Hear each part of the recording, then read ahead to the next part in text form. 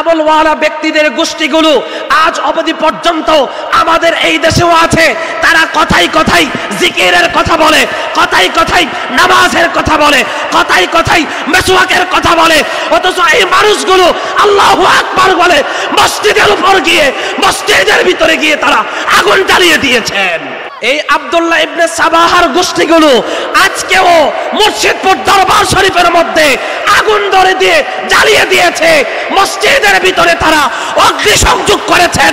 এটাই প্রমাণ হয়ে যায় বাংলাদেশ এখন পর্যন্ত জঙ্গি মুক্ত হতে পারে নাই। আব্দুল্লাহ ইবনে সাবাহার পাপাত্তার গোষ্ঠীগুলো আজ অবধি পর্যন্ত আমাদের এই দেশেও রয়েছেন রয়েছেন রয়েছেন। আজকে থেকে 250 অথবা 300 বছর আগে আপনি যদি জান্নাতুল বাকি, জান্নাতুল মুআল্লা যেই কবরস্থানগুলো রয়েছে সেখানে যদি আপনি গুগলে সার্চ করেন আপনি দেখবেন সেখানে মাজার ছিল, কিন্তু আজকে কিন্তু সেই মাজারগুলো নাই, ভেঙে দিয়েছে। কে ভেঙে দিয়েছে? মুহাম্মদ ইবনে আব্দুল ওয়াহাব নাজদি যখন তার জন্ম সেখানে হয়েছে, সে যখন সৌদি আরবের গভর্নমেন্ট ক্ষমতায় আসলো, সে তার ক্ষমতা প্রয়োগ করে সে বলতেছেন যে সারা পৃথিবীর মানুষগুলো এখানে কবর জিয়ারতে আসলে তারা শিরিক করবে, বরং এগুলোকে ভেঙে চুরমার করে দিতে হবে। সে শুরু করলো মিশন, তার চিন্তা সে সফল হয়েছে। এই মাজারগুলো, প্রত্যেকটা মাজারগুলো সে ভেঙে দিয়েছে। তো ওদের অনুসারী যারা আছে এখন পর্যন্ত আমাদের দেশে, আমরাও দেখেছি গত কিছুদিন আগে সরকার পতন হওয়ার পরে আমাদের বাংলাদেশের মধ্যেও অনেক মাজারকে তারা ভেঙে দিয়েছেন। ভাঙে নাই মাজারগুলো? মাজারগুলো ভেঙে দিয়েছেন। কে দিয়েছেন? এখন আপনি চিন্তা করেন, কোন ইহুদি, কোন খ্রিস্টান, কোন হিন্দু, কোন মালাউনের সাহস হয় নাই আমাদের কোন মাজারে গিয়ে মাজারের ইটের মধ্যে আঘাত করতে। এই কাজগুলো যারা করেছে এরা কিন্তু আমাদের মতন দাড়িওয়ালা টুপিওয়ালা ব্যক্তিরা করেছে। আমাদের জন্ম যাদের বাংলাদেশে হয়েছে, আমরা যারা বাঙালি, আমাদের জন্মস্থান যাদের এই দেশে হয়েছে, আমরা অনেক বেশি ভাগ্যবান। এই জন্য ভাগ্যবান কারণ আমাদের জন্য প্রিয় নবী সাল্লাল্লাহু আলাইহি ওয়াসাল্লাম প্রাণ ভরে দোয়া করে গেছেন। আপনারা বড় খুশি হন নাই? খুশি হয়েছেন? নবীজি আমাদের জন্য প্রাণ ভরে দোয়া করে দিয়েছেন। একটু জোরে বলুন সুবহানাল্লাহ। কিভাবে দোয়া করেছেন? ফজরের নামাজ শেষ হলো, প্রিয় নবী সাল্লাল্লাহু আলাইহি ওয়াসাল্লাম মসজিদের নববীর ছাদের উপরে দাঁড়িয়েছেন। মসজিদের নববীর ছাদের উপরে দাঁড়িয়ে নবীজি উত্তর দিকে চেহারাটাকে ঘুরাইলেন। উত্তর দিকে আমার নবী চেহারা ঘুরিয়ে বড় বড় করে 3 বার নিঃশ্বাস নিলেন। তারপর আমার রসুল কেঁদে দিয়েছেন। একটু পরে নবীজি আবার পূর্ব দিক ফিরে রসুলে পাকের চেহারাটাকে ঘুরাইলেন। নবীজি পূর্ব দিকে চেহারা ঘুরিয়ে 3 বার নিঃশ্বাস নিলেন। এবার প্রিয় নবীজি হেসে দিয়েছেন। সাহাবাই কেরাম সেখানে ছিলেন, তারা বলতেছেন যে ইয়া রাসূলুল্লাহ, আপনি উত্তর দিকে চেহারা ঘুরাইলেন, নিঃশ্বাস নিলেন, কেঁদে দিলেন, আবার পূর্ব দিকে চেহারা ঘুরাইলেন, নিঃশ্বাস নিলেন, আপনি রসুল হেসে দিলেন, এর মধ্যে কি আছে? তো নবীজি বললেন, আমি যখন উত্তর দিকে চেহারা ঘুরাইলাম আমি দেখতেছি যে উত্তর দিকে কিছু গুস্তাকে রাসূলদের জন্ম হবে। এই গুস্তাকে রাসূলগুলো আবার আহলে বায়াতের সাথে গুস্তাকি করবে, বিয়াদবি করবে এবং আমার কালিজার টুকরো ইমাম হুসাইনকে তারা ওই দিকের মানুষগুলো শহীদ করে দিবে। একটু জোরে বলেন না নাউজুবিল্লাহ। আমার কালিজার টুকরো হুসাইনকে উত্তর দিকের মানুষগুলো জবাই করে কি করে দিবে? শহীদ করে দিবে।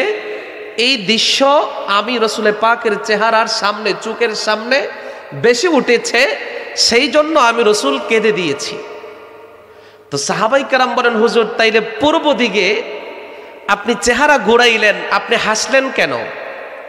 নবীজি বলেন, আমি যখন পূর্ব দিকে চেহারা ঘুরাইলাম আমার চোখের সামনে বেশি উঠছে, পূর্ব দিকে আমি রসুলের পাকের এমন কিছু উম্মত হবে যাদের কাছে ইসলাম পৌঁছানোর জন্য যুদ্ধ বিগ্রহ লাগবে না, আমার এই দিকের উম্মতগুলো তারা জীবনে বাস্তবে কোনোদিন আমি রসুলকে দেখবে না, আমি রসুলে পাকের কোন সাহাবাই কারামদেরকে দেখবে না, কোন তাবেঈন তাবে তাবেঈন তাদেরকেও দেখবে না। অথচ তাদের সিনার ভিতরে আল্লাহ তাআলা আমি রসুলে পাকের এত বেশি প্রেম তাদের সিনার মধ্যে আল্লাহ তাআলা দিয়েছেন, আমাকে না দেখার পরেও যদি প্রয়োজন হয় যে কোনো সময় তারা আমি রসুলে পাকের জন্য তাদের নিজের জীবনকে কোরবানি করে দিয়ে দিতে পারবে। এই মানুষগুলোর দৃশ্য যখন আমি নবী পাকের চেহারার সামনে বেসে উঠেছে, আমি রসুল এই পাগলগুলোকে দেখে হেসে দিয়েছি। তো আজকে থেকে 1500 বছর আগেই প্রিয় নবী সাল্লাল্লাহু আলাইহি ওয়াসাল্লাম আমাদের এই দেশের জন্য অর্থাৎ হিন্দুস্তানের জন্য আল্লাহর নবী স্পেশাল দোয়া করে গেছেন। নবীজি জানতেন, আল্লাহ তাআলা জানিয়ে দিয়েছেন যে ওখানকার মানুষগুলো রসুলকে যদিও না দেখে কিন্তু তাদের সিনার ভিতরে এমন প্রেম থাকবে, এমন রসুলের পাকের এক্স থাকবে, যদি প্রয়োজন হয় রসুলের পাকের জন্য সবচেয়ে দামি তাদের জীবনটাকে কুরবানি করে দিয়ে দিতে পারবে। এখন বলেন তো, যদি আজকে যেই সময় আমরা এখন উপনীত হয়েছি এই সময় যদি আবার কারবালার ডাক এসে যায়, আমরা কি ঘরে বসে থাকবো নাকি ইমাম হুসাইনের সাথে কারবালাতে গিয়ে শামিল হব? কারবালাতে যাবেন না আপনারা? কি বলেন, যদি আবার কারবালা হয়ে যায় আমরা কি কারবালাতে যেতে রাজি আছি না নাই? একটু জোরে বলেন না, রাজি আছি না নাই? আবার যদি আরেকটা খন্দক তৈরি হয়, এই খন্দকের ময়দানে যেতে আমরা সবাই রাজি আছি কি নাই? আবার যদি উহুদ তৈরি হয়, উহুদের ময়দানে যাওয়ার জন্য প্রস্তুত আছি কি নাই? একটু জোরে বলেন না, আছি কি নাই? তো নবী করিম সাল্লাল্লাহু আলাইহি ওয়াসাল্লাম 1500 বছর আগেই আমাদেরকে মেসেজ দিয়ে গেছেন, দোয়া করে গেছেন, আমাদের জন্য প্রশংসা করে গেছেন। আর ওই দিকে যেই দিকে আমার রসুল চেহারা গুড়িয়ে কেঁদে দিয়েছেন, আমার নবী কষ্ট পেয়েছেন। কেন? যে ওই দিকের মানুষগুলো আহলে বায়াতের সাথে কি করবে? গুস্তাখি করবে, বিয়াদবি করবে। এটা প্রতীয়মান হয়েছে। আপনারা যদি হাদিস শরীফ পড়েন আপনারা দেখবেন নবী করিম সাল্লাল্লাহু আলাইহি ওয়াসাল্লাম গনিমতের মাল 2 হাত দিয়ে সাহাবাই কারামদেরকে বিতরণ করে দিচ্ছেন। সাহাবাই কারাম মাল নিচ্ছেন, অনেকেই আবার রসুলের পাকের চেহারার দিকে তাকিয়ে তাকিয়ে কাঁদছেন। কেন? হুনাইনের যুদ্ধের পরে নবীজি তিনার অনেক আত্মীয় স্বজন পেয়ে গেছে। তো সাহাবাই কারাম কান্না করতেছেন এই জন্য যে নবীজি তিনার আত্মীয় স্বজন পেয়ে গেছেন। এখন আত্মীয় স্বজনদের সাথে রসুল যদি মক্কায় চলে যায় তাইলে আমাদের অবস্থা কি হবে? রসুল যদি সেখানে চলে যায় আমাদের অবস্থা কি হবে? তারা এই ভয়ে কান্না শুরু করে দিয়েছেন। আর তাদের মধ্যে থেকে একজন ব্যক্তি সে দাঁড়াইলো, দাঁড়িয়ে রসুল্লাহকে বলতেছেন, ইত্তাকিল্লাহ ইয়া রাসূলুল্লাহ মা আনসাবতা। ইয়া রাসূলুল্লাহ, আপনি আমাদের প্রতি ইনসাফ করেন নাই, আপনি আমাদের প্রতি ইনসাফ করেন নাই। এতগুলো স্বর্ণ মুদ্রা, এতগুলো গনিমতের মাল, সবকিছু আপনি ওদেরকে দিয়ে দিলেন, আমরা কিছুই পেলাম না। এটা তো হয় না, আপনি রসুল তো ইনসাফ করতে জানেন না। একটু জোরে বলেন না, নাউজুবিল্লাহ। আচ্ছা বলেন তো, রসুল পাক সাল্লাল্লাহু আলাইহি ওয়াসাল্লাম যদি ইনসাফ না করেন তাইলে কে ইনসাফ করবে? বলেন তো, আমার রসুল পাকের থেকে বেশি ইনসাফ আল্লাহ তাআলা আর কাউকে কি দান করেছেন? আর কি কাউকে দান করবেন? এই বেয়াদব রসুলকে কি বলতেছেন? যে আপনি ইনসাফ করেন নাই। যে রসুল পাকের সাথে এত বড় গুস্তাখি করেছেন, এত বড় বেয়াদবি করেছেন। এই মজলিসের মধ্যে অনেক বড় বড় সাহাবাই কেরাম ছিলেন। হযরত ওমর ফারুক দাঁড়াইলেন, দাঁড়িয়ে বলতেছেন যে ইয়া রাসূলুল্লাহ, আমি ওমরকে হুকুম দেন, আমি ওমর এই মালাউনের দেহ থেকে মাথাটাকে বিচ্ছিন্ন করে দিব, আপনি শুধু একবার আমাকে হুকুম করুন। নবীজি বলছেন, লা উতরুক, তোমরা তাকে ছেড়ে দাও, তাকে তোমরা ছেড়ে দাও। এখন যদি তাকে তোমরা হত্যা করো তাইলে ইহুদি যারা আছেন, কাফের যারা আছেন, তারা বলবে যে এখন মুহাম্মাদের অনুসারী যারা আছে তারা তাদের নিজেদের মধ্যে এখন হত্যাকাণ্ড কি করে দিয়েছে? শুরু করে দিয়েছে। সে রাসূল পাকের সাথে এত বড় গুস্তাখি করেছেন। নবীজি হযরত ওমর ফারুক রাদিয়াল্লাহু তাআলা আনহুকে লক্ষ্য করে বলেন, ওমর শুনে রাখো, তাকে তোমাদের হত্যা করতে হবে না, ওর সম্পর্কে আমি রাসূল কিছু নসিহা করে যাচ্ছি, ভবিষ্যৎবাণী করে যাচ্ছি, তোমরা এগুলো মনে রাখবে। হযরত ওমর ফারুক বললেন, হুজুর ঠিক আছে আপনি বলেন। নবীজি বলছেন, তুহকিরুনা সালাতাকুম ইনদা সালাতিহিম, ওমর তোমার যেই নামাজ, তোমার নামাজের থেকে ওদের নামাজ বেশি থাকবে। ও সিয়ামাকুম ইনদা সিয়াবিহিম, তোমাদের রোজার তুলনায় ওদের রোজা অনেক বেশি হবে। তোমাদের আমলের তুলনায় ওদের আমল একটু কি হবে, বেশি হবে। রাসূলুল্লাহ তারপরে বলছেন, এদের নামাজ বেশি হবে, রোজা বেশি হবে, আমালাকুম কামালিহিম, এদের আমলও কি হবে, বেশি হবে। ইয়াকরাউনাল কুরআন লা ইউজাফিরু তারাকিহিম, এরা অনেক সুন্দর কণ্ঠ দিয়ে কোরআন তেলাওয়াত করবে, অনেক সুন্দর কণ্ঠ দিয়ে কি করবে, কোরআন তেলাওয়াত করবে। রাসূলের পাকের কথাগুলো শুনেন, নবীজি বলছেন ইয়াকরাউনাল কুরআন, চমৎকার কণ্ঠ দিয়ে কোরআন তেলাওয়াত করবে। এদের কণ্ঠর কোরআন তেলাওয়াত শোনার জন্য হাজার হাজার মানুষ একসাথে হয়ে যাবে। রাসূলুল্লাহ বলছেন লা ইউজাফিরু তারাকিহিম, এই কোরআন তেলাওয়াত তাদের ঠোঁটের নিচে যাবে না, হুলকুমের নিচে যাবে না। এই কোরআন তেলাওয়াত, এই আমলগুলো শুধু তাদের ঠোঁটের মধ্যে থাকবে। কোথায় থাকবে? ঠোঁটে থাকবে, ভিতরে থাকবে না। রাসূলুল্লাহ সাল্লাল্লাহু আলাইহি ওয়াসাল্লাম বলছেন সীমাহুমুত তাহকিক, এবং তাদের কপালেও নামাজের চিহ্ন থাকবে, কপালেও নামাজের চিহ্ন থাকবে। রাসূলে পাক সাল্লাল্লাহু আলাইহি ওয়াসাল্লাম আরো কিছু উদাহরণ দিয়েছেন। এখানে হুজুর আছেন, আমার উস্তাদ সমতুল্য উলামায়ে কেরামরা আছেন, এগুলো সিয়াসিত্তার হাদিস। আমি যদি এগুলো আর একটু ডিপলি কথা বলতে যাই, তাইলে আপনারা এখানে যারা আছেন আপনাদের অনেকের কাছে একটু বুঝে আসবে না সহজে, এই কথাগুলো একটু ভুল বুঝতে পারেন, সেই জন্য আমি আর এত ডিপলি ঢুকছি না, শুধু একটু টাচ করে যাচ্ছি। নবীজি বলছেন ওদের সাথে ইসলামের সম্পর্কটা হবে তীর এবং পাখির মতন। বুঝতে পেরেছেন? যদি বুঝেন কথা বলবেন। তীর এবং পাখি, এই দুইটার কি কখনো বন্ধুত্ব হবে? পাখি গাছে বসে আছে, আপনি তীর মারলেন পাখিকে লক্ষ্য করে, এই তীর পাখিকে গিয়ে কি চুমো দিবে? পাখিকে গিয়ে আদর করবে না। এই তীর পাখির বুক ছিঁড়ে পাখিকে কি করে দিবে? শেষ করে দিবে।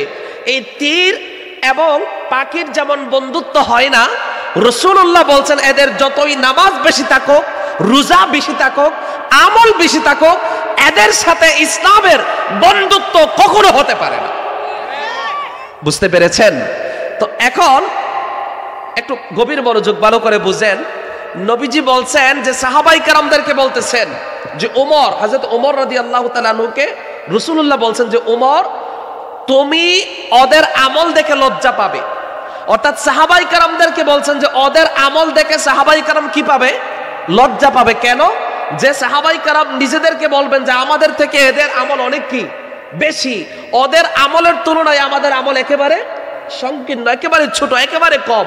ওই হিসাবে সাহাবাই কেরাম ওদের আমল দেখে যদি লজ্জা পায়, তাইলে আজকে ওদের আমল, আমি নাম বলছি না, আজকে ওদের আমল কম নাকি বেশি? একটু কথা বলে না, ওদের আমল কম নাকি বেশি? বেশি। ওদের আমল অনেক বেশি, ওদের ইবাদত অনেক বেশি, ওদের মেসওয়াক অনেক বেশি, ওদের আখলাক অনেক বেশি, সুরতে অনেক বেশি। রাসূলুল্লাহ এখানেও একটি হাদিস বলছেন, দেখেন নবীজি বলছেন সূরাতুহুম কাসূরাতুল মালাইকা, যে ওদের বেশভূষ হবে, সুরত হবে মালাইকা, ফেরেশতাদের মতন। কাদের মতন? আপনারা কথা বুঝতেছেন না তো কথা বলেন না কেন? রাসূলুল্লাহ বলছেন এদের বেশভূষা হবে কার মতন? ফেরেশতাদের মতন। কালামুহুম কালামুহুমুল আম্বিয়া, এদের কথা, এদের কালাম হবে নবীদের মতন, আম্বিয়া নবীদের মতন কথা হবে, চেহারা হবে, সুরত হবে ফেরেশতাদের মতন, কথা হবে নবীদের মতন। আর আমল করবে আমালুহুম কামালিশ শাইতান, এরা আমল করবে শয়তানের মতন। একটু জোরে বলেন না নাউজুবিল্লাহ। তাইলে এটা কি আমার কথা বলছি? এটা কি আমার মুখের কথা বলছি? না, একটু গভীর মনোযোগ। আমল হবে কি, চেহারা হবে কি অনেক সুন্দর ফেরেশতাদের মতন, কথা বলবে এত সুন্দর সুন্দর কথা বলবে, নবীদের মতন মানুষ শুনলে বলবে যে এই যুগে ওদের মতন মানুষ, ভালো মানুষ পৃথিবীতে আর কেউ নাই। নবীদের মতন কথা বলবে, কথার মধ্যে এত মধু থাকবে, কথার মধ্যে এত মিষ্টি থাকবে, এত মধুর থাকবে, মানুষদেরকে খুব সুন্দর করে বুঝাইতে পারবে। মানুষ মনে করবে যে এদের মতন ভালো মানুষ বর্তমান এই পৃথিবীতে আর একজনও নাই। অথচ রাসূলুল্লাহ বলছেন এরা আমল করবে শয়তানের। আমল করবে কার? শয়তানের। তাইলে আজকে কাদের আমল বেশি, কাদের রোজা বেশি, কাদের হজ বেশি, কাদের যাকাত বেশি, কাদের দান খয়রাত বেশি, এটা দেখার সময় না। আজকে দেখতে হবে কার সিনার ভিতরে এশকে রাসূল রয়েছেন। এখন ধরেন আমি এখানে দুইটা দল ভাগ করলাম। এক দলে ধরেন 1 লক্ষ মানুষ, 1 লক্ষ মানুষের দাড়ি অনেক লম্বা, টুপি অনেক লম্বা, পাগড়ি অনেক লম্বা, মেসওয়াক অনেক বড়, আমল অনেক বেশি। আর এই দলের মানুষ হচ্ছে 2 জন। এই 2 জনের আমল কম, 2 জনের আমল কম, কিন্তু 1 লক্ষ মানুষের আমল আছে, সব আছে, দাড়ি আছে, টুপি আছে, সব কিছু আছে, কিন্তু 1 লক্ষ মানুষের সিনার ভিতরে এশকে রাসূল নাই। আর এই 2 জন মানুষের আমলে ত্রুটি আছে, আমল কম, কিন্তু তাদের সিনার ভিতরে এশকে রাসূল রয়েছে। আমি আবার বুকে হাত দিয়ে বলতে পারি, খোদার কসম করে বলছি, 1 লক্ষ শ্রোতার থেকে, 1 লক্ষ মানুষের কাছ থেকে আল্লাহর কাছে এই 2 জন মানুষই 1000 গুণ বেশি প্রিয়। কারণ আল্লাহ 1 লক্ষ মানুষ দেখবে না কার দাড়ি 5 হাত লম্বা, আল্লাহ সেটা দেখবে না। আল্লাহ দেখছেন কার সিনার ভিতরে এশকে রাসূল রয়েছেন। আল্লাহ দেখবেন কার সিনার ভিতরে হুব্বে রাসূল রয়েছেন। আল্লাহ দেখবেন কার কথার ভিতরে আমার নবী পাকের আদব, আমার নবী পাকের এশ বের হচ্ছেন। এটাই হচ্ছে আজকে দেখার বিষয়। কি বলছি বুঝতে পেরেছেন? আজকে অনেক সময় আমাদেরকে বলে অনেক মানুষ যে হুজুর ওদের প্রোগ্রাম তো হাজার হাজার মানুষ হয়, সুন্নিদের প্রোগ্রামে অনেক ছোট ছোট মানুষ হয়, মাত্র কয়েকজন মানুষ হয়, এদের মানুষ অনেক বেশি, এদের দল অনেক বড়, এদের গ্রুপ অনেক বেশি, এদের টাকা পয়সাও আছে। এখন আমরা কোন দিকে যাব? আমরা কি আসলে এটা সঠিক ওই দিকে যাব? আমি সবসময় একটা কথা মনে রাখবেন, ইয়াজিদের দলে ছিল কারবালার প্রান্তরে, ইয়াজিদের দলে ছিল ৭২,০০০, মতান্তরে ২২,০০০, আর ইমাম হুসাইনের দলে ছিল মাত্র ৭২ জন। তাইলে কি বোঝা গেল? 1 লক্ষ আমলওয়ালা মানুষের নাম ইমান নয়, বরং 2 জন অন্তরের ভিতরে এশকে রাসূল রয়েছেন, এদের নামই হচ্ছে ইমানদার। কি বলছে বুঝতে পেরেছেন? তাইলে আজকে কোন দিকে 1 লক্ষ মানুষ আছে সেটা আমাদের দেখার বিষয় না। আজকে কোন দিকে 1 লক্ষ মানুষের আমল ভালো আছে সেটা আমাদের দেখার বিষয় না। আজকে দেখতে হবে কোন দিকের মানুষের ঈমান আকীদা ঠিক আছে। এটাই হচ্ছে এই সময়ে সবার আগে দেখার বিষয়। বুঝতে পেরেছেন কি বলছি? তো আজকে দেখেন যেই কথাগুলো বলছি, আমার নবী পাক সাল্লাল্লাহু আলাইহি ওয়াসাল্লাম 1500 বছর আগে হাদিস বলছেন। এই হাদিসগুলো যদি আপনি এখন কিতাব খুলেন, আপনার মনে হবে যে এই সময়ে আমার রাসূল দেখে দেখে হাদিসগুলো বলতেছে, এরকম মনে হচ্ছে। দেখেন নবীজি বলছেন যে এরা আমল থাকবে অনেক ভালো, টুপি থাকবে, তারপরে কি বলে মেসওয়াক থাকবে, সব কিছু ভালো থাকবে, কিন্তু এই আমলের ভিতরে তারা লুকিয়ে লুকিয়ে ইসলামের কি করবে? বিরুদ্ধে কি করবে? কাজ করবে। আজকেও আমি কথা প্রসঙ্গে আসছি বিদায় বলছি, আমি সমালোচনা করছি না, আপনারা একটু গভীরভাবে আমার কথাগুলো চিন্তা করবেন। যদি মনে করেন লজিক আছে, কোরআন হাদিস থেকে বলছি, আপনারা মানবেন। আর যদি মনে করেন যে না আমি কোরআন হাদিসের বাহিরে বলছি, মানার দরকার নেই। আমি সবসময় এটা বলি যে আমি বাধ্য করি না কাউকে যে আমার কথাগুলো মানতেই হবে। আমি আজকের নিউজটা বলছি, দেখেন বাংলাদেশের মধ্যে আমাদের একটা দরবার শরীফ আছে, বদরপুর মুর্শিদপুর দরবার শরীফ। গত কিছুদিন আগেও তারা বাহাসের একটা চ্যালেঞ্জ দিয়েছিল। এই দরবারে আমাদের আহলে সুন্নাত ওয়াল জামাতের অনেক উলামা ইকরামরা সেখানে গিয়েছেন, কিন্তু যাদের বাহাসে আসার কথা ছিল, কোরআন হাদিস নিয়ে বসার কথা ছিল, এই মানুষগুলো আসে নাই। আহলে সুন্নাত ওয়াল জামাতের উলামা ইকরামরা সেখানে যাওয়ার পরে ওরা আসে নাই। তো না আসলে তো আর কিছু করার নাই, আমাদের সুন্নি আলেমরা সেখানে ছিল। এটা গত 10-15 দিন বা আর কিছু কম বেশি হতে পারে আগের ঘটনা। আজকে সকালে এই গুস্তাকে রাসূলগুলো যারা আছেন, যাদের দাড়ি আছে, টুপি আছে, পাঞ্জাবি আছে, মেসওয়াক আছে, দাড়িওয়ালা টুপিওয়ালা ব্যক্তিরা এই দরবার শরীফে গিয়ে আজকে হামলা করে দরবার শরীফকে জ্বালিয়ে দিয়েছেন, মসজিদের ভিতরেও তারা নাকি আগুন দিয়েছেন, আমি একটু আগে খবরে দেখেছি। এবং দরবার শরীফের যেই কি বলে এটাকে, যে মালগুলো ছিল, সামানগুলো ছিল, এগুলোও তারা লুট করে নিয়ে এসেছেন। নাউজুবিল্লাহ বলবেন না? এটা কি কোনো মুসলমানদের কাজ হতে পারে? আপনি বলেন, এটা কি কোনো মুসলমানদের কাজ হতে পারে? ভাই আপনি একটু চিন্তা করেন, আগে একটু চিন্তা করেন। আপনার সাথে আমার মতের বেমিল থাকতেই পারে, আপনার কাছে একটা ভালো মনে হচ্ছে আপনি সেটা মানতেই পারেন, আমার কাছে যেটা ভালো মনে হচ্ছে আমি সেটা মানতেই পারি। মতের বেমিল হলেই আমি আপনার উপর আক্রমণ করব, এটা কি আমার নবীর ইসলাম? কি বলেন, এটা কি আমার নবীর আদর্শ? মতের বিমল হলেই আমি গিয়ে আগুন ধরিয়ে দিতে হবে, মতের বেমিল হলেই বাইতুল মুকাররম মসজিদের ভিতরে গত কয়েকদিন আগে আপনারা দেখেন নাই নিউজগুলো? আপনারা কি দেখেছেন? বাইতুল মুকাররম মসজিদের ভিতরে গিয়েও জুতা ছুড়াছুড়ি হয়েছে, লাঠি নিয়ে মারামারি করেছে। এই মানুষগুলো কারা করেছে? আপনারা একটু রিসার্চ করে দেখবেন, আমি নাম বলছি না।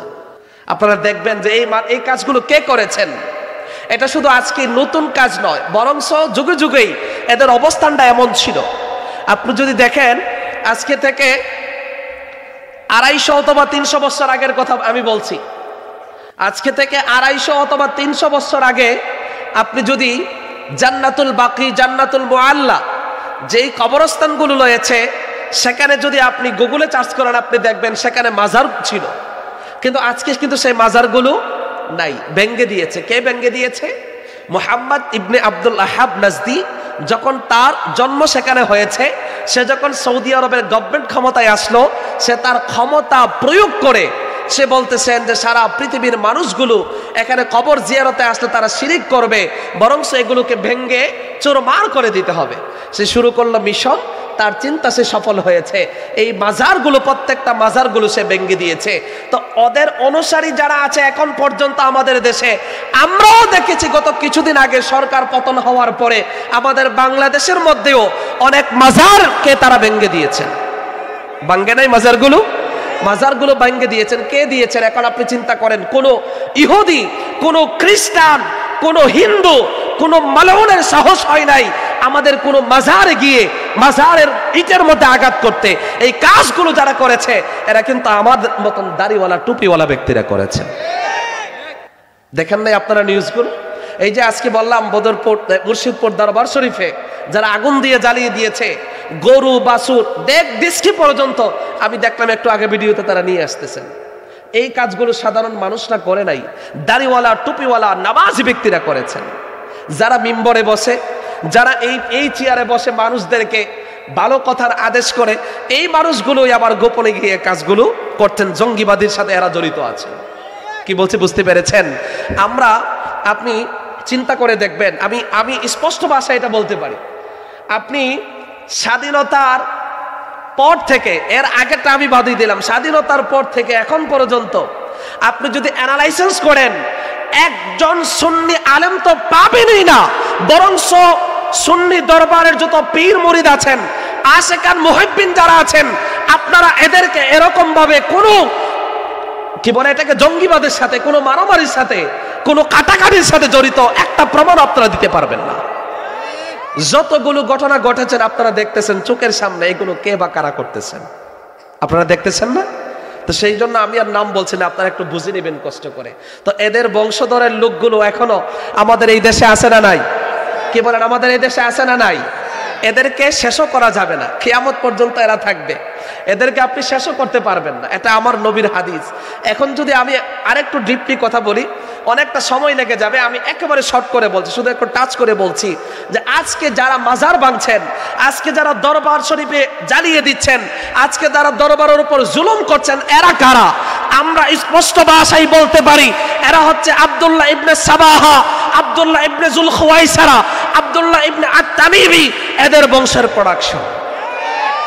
আমি একটু সংক্ষিপ্ত পরিচয় দিচ্ছি। আপনি যদি এখন বলেন যে এরা কোথায় থেকে আসছে, আমি নাম ধরে ধরে তারিখ সহ বলে দিতে পারবো কোথায় থেকে কোথায় আসছে। সর্বপ্রথম যেখান থেকে এই ফিতনাগুলো শুরু হয়েছে একটু ভালো করে মনে রাখেন। আমার প্রিয় নবী সাল্লাল্লাহু আলাইহি ওয়াসাল্লাম তিনি যখন পৃথিবী থেকে চলে গেলেন, আমার নবীর সময়ও মুনাফিক ছিল কিন্তু ক্ষতি করতে পারে নাই। কি বলছে বুঝতে পেরেছেন? এখান থেকে শুরু হয়েছে। হযরত আবু বকর সিদ্দিকের সময়ও মুনাফিকরা এই গুস্তাকে রাসূলরা ক্ষতি করতে পারে নাই। আবু বকর চলে গেলেন, ওমর আসলেন ক্ষমতায়, তিনার সময়ও ক্ষতি করতে পারে নাই। হযরতে ওমর চলে যাওয়ার পরে খেলাফতের দায়িত্বে যিনি এসেছেন তিনার নাম হচ্ছে হযরতে উসমান জিন্নুরাইন রাদিয়াল্লাহু তাআলা আনহু। নাম তিনার শুনেছেন আপনারা? হযরত উসমান জিন্নুরাইন রাদিয়াল্লাহু তাআলা আনহুর নাম কি আপনারা শুনেছেন? একটু কথা বলেন না, সবাই কি শুনেছেন? ইনার পর্যন্ত মনে রাখবেন। কিভাবে এদের ধারাটা আসতেছে আমি একটু পরিচয় দিচ্ছি আপনাদেরকে। তো হযরত উসমান জিন্নুরাইন রাদিয়াল্লাহু তাআলা আনহু তিনার সময় ইসলামের আলো ব্যাপক আকারে সারা পৃথিবীতে ছড়িয়ে ছিটিয়ে চলে যাচ্ছেন, ইসলামের দাওয়াত বেড়ে যাচ্ছেন। তো ইসলাম যখন বেড়ে যাচ্ছেন, ইসলামের কাজ বেড়ে যাচ্ছেন, ইহুদি যারা আছে তাদের কাছে এই কাজটা কি ভালো লাগে? কথা বলে না, ভালো লাগে? তো ইহুদিরা চিন্তা করলো কি করে মুসলমানদের মধ্যে একটা ফিতনা লাগিয়ে দিয়ে ইসলামকে শেষ করে দেওয়া যায়। আমরা ইহুদিরা সরাসরি মুসলমানদের সাথে যদি যুদ্ধ করে পারবো না, তাইলে কি করতে হবে? মুসলমান দিয়ে তাদেরকে দিয়ে একটা বেজাল লাগাই দিতে হবে। তারা এই চিন্তাটা সর্বপ্রথম যে ব্যক্তি করেছেন তার নাম হচ্ছে আব্দুল্লাহ ইবনে সাবাহা। এই নামটা মনে রাখবেন সবাই। কি নাম বললাম? সবাই বলেন আব্দুল্লাহ ইবনে সাবাহা। সবাই বলেন আব্দুল্লাহ ইবনে সাবাহা। সে হচ্ছে ইসলামের প্রথম দুশমন, একটু মনে রাখবেন। এই আব্দুল্লাহ ইবনে সাবাহা, তার পরিচয় আমি দিচ্ছি। সে হচ্ছে ইহুদিদের বড় পণ্ডিত, ইহুদিদের বড় আলেম বা পণ্ডিত। সে ইহুদি ধর্মের লোক ছিল। তার মাথায় এই চিন্তা সর্বপ্রথম আসলো। যেই চিন্তা সেই কাজ। তার জন্ম হয়েছে ইয়েমেনে। তার জন্ম কোথায় হয়েছে? ইয়েমেনে। আপনারা 5টা জায়গার নাম মনে রাখবেন। তাই 2 নম্বর হচ্ছে কি? মদিনা। 3 নম্বর হচ্ছে বসরা। 3 নম্বর হচ্ছে বসরা। 4 নম্বর হচ্ছে শাম। 4 নম্বর হচ্ছে কি? শাম। 5 নম্বর হচ্ছে মিশর। 5 নম্বর হচ্ছে মিশর। এই 5টা জায়গার নাম আপনারা মনে রাখবেন, তাইলে আজকের আলোচনা সবকিছু বুঝতে আপনাদের সহজ হয়ে যাবে। এই 5টা জায়গার একটা জায়গা, ওই জায়গাটার নাম হচ্ছে ইয়েমেন।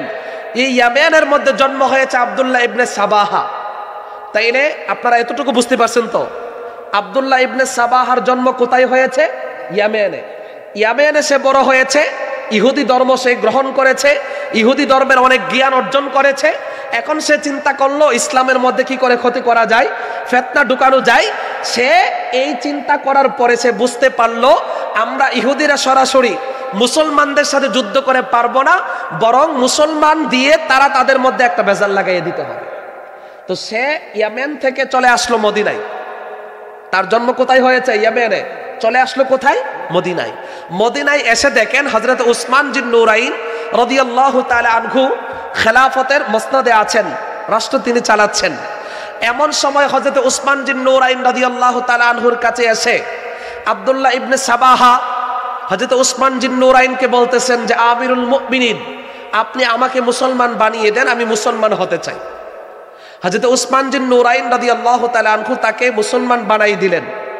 সে মুখে কালিমা পড়েছেন, সে মুখে স্বীকার করেছেন আমি ইসলাম গ্রহণ করলাম, কিন্তু অন্তরে ইহুদি ধর্ম লালন করতেছেন।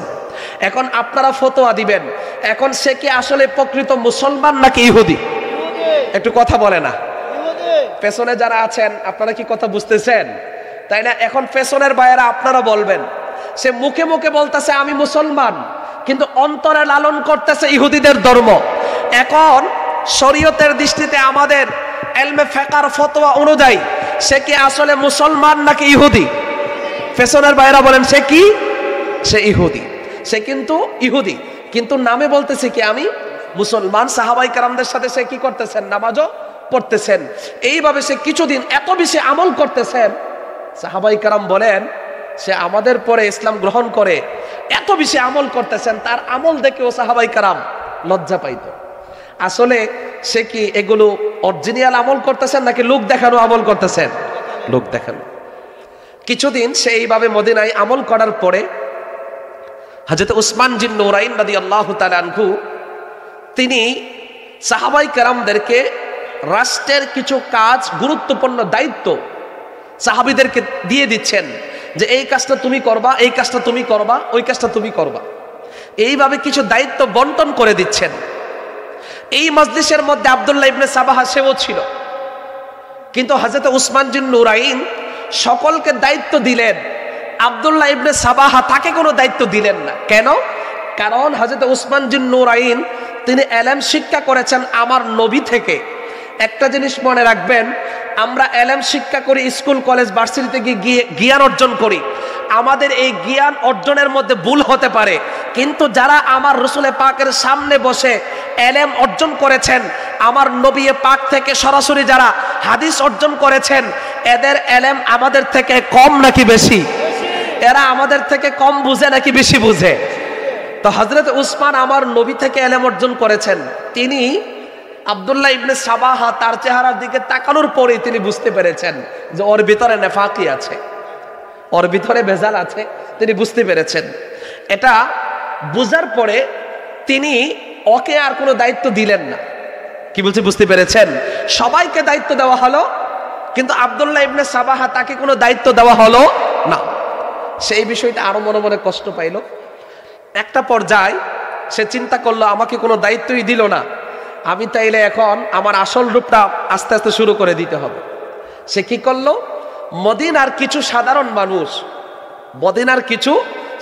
মানুষ এদের কাছে গিয়ে আব্দুল্লাহ ইবনে সাবাহা বলতেছেন যে এই সময়ের মধ্যে হযরত আলী জীবিত আছেন, হযরত আলী জীবিত থাকতে হযরত উসমান কি করে খলিফা হয়? কারণ আলী তো আহলে বায়াতের একজন, হযরত আলী রাদিয়াল্লাহু তাআলা আনহু হচ্ছেন আহলে বায়াতের একজন, আর হযরত উসমান কিন্তু আহলে বায়াতের একজন না। তো এই আব্দুল্লাহ ইবনে সাবাহা মানুষদের কাছে গিয়ে বুঝাচ্ছেন, আলীর মতন ব্যক্তি থাকতে আহলে বায়াতের সদস্য থাকতে, আহলে বায়াতের মেম্বার থাকতে হযরত উসমান কি করে খেলাফত দায়িত্ব পায়, এটা আমার বুঝে আসে না। বরংস তোমরা একটা কাজ করো, আন্দোলন করে উসমানকে তার খেলাফত থেকে নামিয়ে দিয়ে উসমানের জায়গায় তোমরা আলীকে নিয়ে বসিয়ে দাও। তখন মদিনার কিছু সাধারণ সাহাবী এরা চিন্তা করলেন, এই মুরব্বীর এত বেশি আমল, ইনি যে কথাটা বলছে কথা তো যুক্তি আছে, কারণ উসমান তো আহলে বাইত না, হযরত আলী রাদিয়াল্লাহু তাআলা আনহু কিন্তু আহলে বাইত। এখন বলেন তো, প্রত্যেকটা মানুষের কলিজায় আহলে বাইতের প্রতি একটা দুর্বলতা আছে না নাই? কথা বলে না, দুর্বলতা আছে না? এখনো যদি আহলে বায়াতের কথা কোনো আলেম আমাদের সামনে বলে, আহলে বায়াতের কথা শুনলে আমাদের হৃদয়টা কেঁপে ওঠে না কেন? ওদের প্রতি আমাদের একটা মহব্বত আছে, ইনাদের প্রতি আমাদের একটা ভালোবাসা আছে। সেই জন্য তো মদিনার সাধারণ মানুষদের কাছে গিয়ে যখন আহলে বায়াতের কথাগুলো বলছেন, সাধারণ মানুষ এটাকে গ্রহণ করেছেন, বলে তার কথা তো ঠিক আছে, আহলে বায়াতের লোক থাকতে উসমান কেন খলিফা হবে? এটা নিয়ে যখন একটা আলোচনা শুরু হয়ে গেল, এই আলোচনা যখন হযরত আলীর কানে গিয়ে পৌঁছলো, হযরত আলী রাদিয়াল্লাহু তাআলা আনহু আব্দুল্লাহ ইবনে সাবাহাকে ডেকে এনে বলতেছেন যে তুমি যেই কাজটা এখন শুরু করছো, তোমার এই কাজটা আমার কাছে ভালো মনে হচ্ছে। দেখেন, তারা কিন্তু নবী পাকের সাহাবী, এরা অনেক কিছু বুঝতে পারতেন। তো হযরত আলী বলতেছেন, তুমি যে কাজটা এখন করতেছো আমার পক্ষে, কিন্তু তোমার এই কাজের পেছনে অন্য কোনো মতলব থাকতে পারে, আমার কাছে এটা ভালো মনে হচ্ছে না। হযরত আলীও বুঝতে পেরেছেন। বোঝার পরে হযরত আলী রাদিয়াল্লাহু তাআলা আনহু হযরত উসমান জিন নুরাইন রাদিয়াল্লাহু তাআলা আনহুর কাছে গিয়ে তারা ওপেনলি আলোচনা করলেন যে মদিনার মধ্যে আব্দুল্লাহ ইবনে সাবাহা সাধারণ মানুষের কাছে গিয়ে তারা এইভাবে আলোচনা করছেন।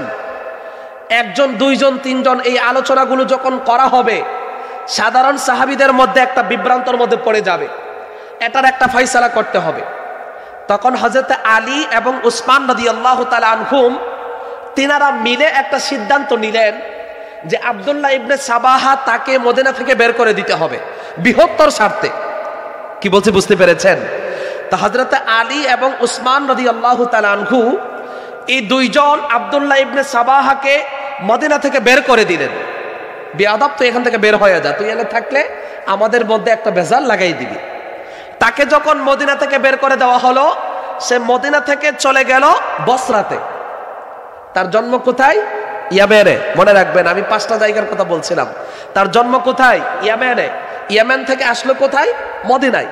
মদিনায় এই ঘটনা ঘটানোর পরে হযরত আলী এবং উসমান রাদিয়াল্লাহু তাআলা আনহু তাকে মদিনা থেকে বের করে দিলেন। তারপর সে চলে গেল কোথায়? বসরাতে। বসরাতে সে তৃতীয় নম্বর তার মিশন। বসরাতে যাওয়ার পরেও সে ওইভাবে মানুষদের কাছে আলোচনা করতেছেন যে এটা আমরা মানি না, উসমানের খেলাফত আমরা মানি না, আলী থাকতে উসমানকে নামিয়ে আলীকে বসানো হোক। বসরার মধ্যেও সেইভাবে কিছুদিন থাকার পরে বসরার কিছু মানুষ তার কথাটাকে গ্রহণ করেছেন। আবার কিছু কিছু জ্ঞানী বড় বড় সাহাবী যারা ছিলেন তারা বুঝতে পেরেছে যে এখানে একটা ষড়যন্ত্র চলছেন, তারা বসরা থেকেও তাকে বের করে দিল। কি বলছে বুঝতে পেরেছেন? তো বসরা থেকে যখন তাকে বের করে দেওয়া হলো, সে বসরা থেকে বের হওয়ার পরে সে চলে গেল কোথায়? কুফাতে। এখানে 2-3টা জায়গার কথা বলা হচ্ছে। সে ওখানে চলে গেল। ওখানে যাওয়ার পরেও সে ভালো কোনো কিছু করতে পারে নাই, কারণ ওই সময় কুফার গভর্নর ছিলেন হযরতে আমিরে মুআবিয়া রাদিয়াল্লাহু তাআলা আনহু। তিনি বিচক্ষণ সাহাবী ছিলেন। হযরতে আমিরে মুআবিয়া রাদিয়াল্লাহু তাআলা আনহুর কাছে গিয়ে যাওয়ার পরে সে যখন এই আলোচনা করবে, হযরতে আমিরে মুআবিয়া রাদিয়াল্লাহু তাআলা আনহুর বাপ সাহেব দেখেই সে ভয় পেয়ে গেছে, বলে এখানে আর এই মিশন চালানো যাবে না। সে এখান থেকে চলে গেল মিশরে।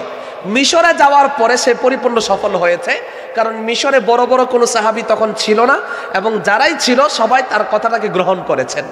তাইলে তার জন্ম হয়েছে কোথায়? ইয়েমেনে। গেল কোথায়? মদিনা। তারপরে গেল কোথায়? বসরা। তারপর গেল কোথায়? কুফা অথবা শাম অথবা সিরিয়া, কেউ কেউ এই 3টা জায়গার কথা বলেছেন। তারপর গেল কোথায়? মিশরে। এই 5টি জায়গাতে সে দীর্ঘদিন স্টে করার কারণে, দীর্ঘদিন সেখানে মানুষদের সাথে একটা সম্পর্ক রাখার কারণে এই 5টা জায়গা থেকে কিছু সংখ্যক সাহাবী, কিছু সংখ্যক মানুষ আব্দুল্লাহ ইবনে সাবাহার অনুসারী হয়ে গেছে। একটু জোরে বলেন না নাউজুবিল্লাহ। এর সংখ্যা কত জানেন? এর সংখ্যা কিন্তু কম না। তৎকালীন সময় প্রায় 5000 মানুষ সাহাবী ছিলেন। তৎকালীন সময় 5000 মানুষ যদি ইসলাম থেকে এইভাবে বের হয়ে ওর অনুসারী হয়ে যায়, এটা কি সাধারণ কোনো বিষয়? অনেক বড় কঠিন বিষয়। তো এই 5000 মানুষ যখন তার অনুসারী হয়ে গেল, সে চিন্তা করলো এবার আমরা সফল, কারণ আমার দলটা মোটামুটি বড় হয়ে গেছে, আমার দলে মোটামুটি অনেক মানুষ হয়ে গেছে, এখন আমি মদিনাতে গিয়ে আক্রমণ করব। যেই চিন্তা সেই কাজ। সে এই মানুষগুলোকে নিয়ে মদিনা থেকে একটু দূরে একটা জায়গার নাম হচ্ছে আজরাক, ওখানে গিয়ে সে স্টে করলেন। তো সেই যে চিন্তা করলো যে আমরা মদিনায় গিয়ে আক্রমণ করব, কিন্তু সে মদিনায় গিয়ে আক্রমণ কখন করবে এটার জন্য সে দীর্ঘদিন ওখানে অপেক্ষা করলেন। কেন? কারণ সে জানে মদিনার যেই সমস্ত বড় বড় সাহাবাই কারাম আছেন, তারা সবাই জিলহজ মাসে যখন চাঁদ উঠে যায় সবাই মক্কাতে চলে যায় হজ করার জন্য। আমাদের দেশ থেকেও যারা হজ করতে যায় জিলহজ মাসে হাজিরা যায় না মক্কাতে হজ করতে? তো মদিনার বড় বড় সাহাবী, এই মজলিসে আম্মাজান আয়েশা সিদ্দিকা ওয়াল উম্মে হুমায়রা তিনিও ছিলেন, হযরতে তালহা, হযরতে জুবাইর রাদিয়াল্লাহু তাআলা আনহুম তিনারাও ছিলেন। সবাই চলে গেলেন কোথায়? মক্কাতে হজ করার জন্য। হজের মৌসুম। সবাই যখন মক্কাতে চলে গেলেন, এই সুযোগে আব্দুল্লাহ ইবনে সাবাহা 5000 মানুষ নিয়ে মদিনার মধ্যে তারা আক্রমণ চালাইলেন। হযরতে উসমান জিন নূরাইনের বাড়ি চতুর্দিকে গ্রাও করে হযরতে উসমান জিন নূরাইন রাদিয়াল্লাহু তাআলা আনহুর ঘরের ভিতরে গিয়ে তিনার মাথার মধ্যে আঘাত করে তিনাকে শহীদ করে দিয়েছেন। ইন্না লিল্লাহি ওয়া ইন্না ইলাইহি রাজিউন। হযরতে উসমান জিন নূরাইন রাদিয়াল্লাহু তাআলা আনহুকে শহীদ করার পরে, অনেক লম্বা আলোচনা, আমি 2 মিনিটে শেষ করে দিচ্ছি। হযরতে উসমানকে শহীদ করার পরে তারা চিন্তা করলো এখন এই মুহূর্তে একজনকে খলিফা বানাইতে হবে। তারা 3 জনের নাম প্রস্তাব করলো। একজন হচ্ছে আলী, একজন হচ্ছে তালহা, একজন হচ্ছে জুবাইর রাদিয়াল্লাহু তাআলা আনহুম। এই 3 জনের ভিতরে সমস্ত মানুষগুলো হযরতে আলী রাদিয়াল্লাহু তাআলা আনহুকে সমর্থন করলেন, কারণ 3 জনের ভিতরে তিনিই ছিলেন আহলে বাইতে রাসূল। সেই জন্য সবাই হযরতে আলীকে মতামত দিলেন। হযরতে আলী বললেন যে আমি এই মুহূর্তে খেলাফতের দায়িত্ব নিতে পারবো না। সবাই একটা পর্যায়ে তিনাকে জুড়েই খলিফার মসনদে বসানো হলো। হযরতে আলী বসলেন। এমন সময় যারা হযরতে উসমানকে হত্যা করেছেন এই মানুষগুলো মক্কাতে চলে গেলেন। গিয়ে আম্মাজান আয়েশার কাছে তারা গিয়ে বলতেছেন যে মদিনায় উসমানকে হত্যা করেছেন আলী খেলাফতের জন্য। একটু জোরে বলেন না নাউজুবিল্লাহ। আসলে কি উসমান হত্যার পেছনে হযরত আলী রাদিয়াল্লাহু তাআলা আনহুর কোনো হাত ছিল? যারা হযরত উসমানকে হত্যা করেছেন এই গোস্তাকে রাসূল আব্দুল্লাহ ইবনে সাবাহার গোষ্ঠীগুলো এরাই মক্কাতে গিয়ে আম্মাজানের কাছে খবর প্রচার করেছেন যে উসমানকে হত্যা করেছেন হযরত আলী। লাগিয়ে দিল আম্মাজান আয়েশা সিদ্দিকা ওয়াল উম্মে হুমায়রা। হযরত আলী এবং আয়েশার যে একটা যুদ্ধ হয়েছে যেটাকে বলা হয় সিফফিনের যুদ্ধ, উষ্টির যুদ্ধ, যেটাকে বলা হয় উষ্টির যুদ্ধ, যেই যুদ্ধের মধ্যে আম্মাজান আয়েশা উটের উপরে উঠে সরাসরি যুদ্ধের মধ্যে নেতৃত্ব দিয়েছেন। এই যুদ্ধের মধ্যে প্রায় 10,000 সাহাবী শহীদ হয়েছেন। এই উষ্টির যুদ্ধের পরে আপনি যদি দেখেন তারপরে যে যুদ্ধটা হয়েছে সেটা হচ্ছে সিফফিনের যুদ্ধ। কার সাথে হয়েছে? সিফফিনের যুদ্ধ হয়েছে হযরত আমিরে মুআবিয়া রাদিয়াল্লাহু তাআলা আনহু এবং হযরত শেরে খুদা মাওলা আলী কাররামাল্লাহু ওয়াজহাহু। হযরত আমিরে মুআবিয়া তিনিও হকের উপর ছিল, হযরত আলী তিনিও হকের উপর ছিল, আম্মাজান আয়েশা তিনিও হকের উপর ছিল, হযরত আলী তিনিও হকের উপর ছিল। এই যে একটা জঙ্গে জামাল যুদ্ধ লাগিয়ে দিল, এই কাজটা যারা করেছে এরা সাধারণ মানুষরা করে নাই, এরা আম মানুষরা করে নাই, এরা দাড়িওয়ালা, টুপিওয়ালা, নামাজওয়ালা, মেসকওয়ালা ব্যক্তিরা করেছেন। জোরে বলেন ঠিক কিনা? এই আমলওয়ালা ব্যক্তিদের গোষ্ঠীগুলো আজ অবধি পর্যন্ত আমাদের এই দেশেও আছে।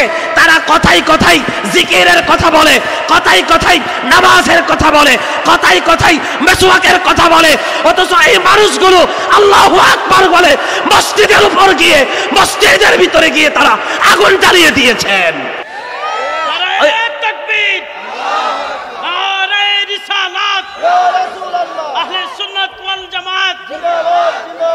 এই আব্দুল্লাহ ইবনে সাবাহার গোষ্ঠীগুলো আজকেও মুর্শিদপুর দরবার শরীফের মধ্যে আগুন ধরে দিয়ে জ্বালিয়ে দিয়েছে, মসজিদের ভিতরে তারা অগ্নিসংযোগ করেছেন। এটাই প্রমাণ হয়ে যায় বাংলাদেশ এখন পর্যন্ত জঙ্গি মুক্ত হতে পারে নাই। আব্দুল্লাহ ইবনে সাবাহার পাপাত্তার গোষ্ঠীগুলো আজ অবধি পর্যন্ত আমাদের এই দেশেও রয়েছেন রয়েছেন রয়েছেন। কে বলছি বুঝতে পেরেছেন? এই সমস্ত জঙ্গিদের থেকে আমরা আল্লাহর কাছে প্রার্থনা করছি আল্লাহ তাআলা এই সমস্ত জঙ্গিদের থেকে আমাদের এই দেশের সাধারণ মানুষদেরকে যেন হেফাজত করে। আমরা সকলে বলি আমিন। ওয়া আখির দাওয়ানা আনিল হামদুলিল্লাহি রাব্বিল আলামিন। ওয়াসসালামু আলাইকুম ওয়া রাহমাতুল্লাহি ওয়া বারাকাতুহু।